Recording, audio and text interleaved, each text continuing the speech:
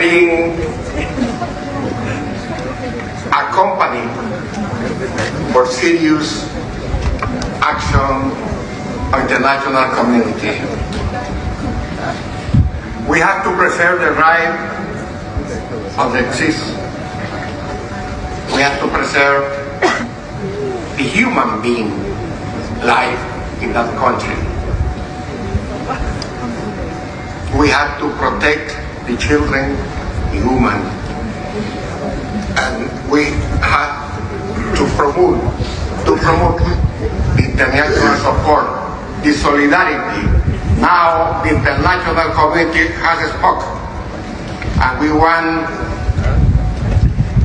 a free Palestine.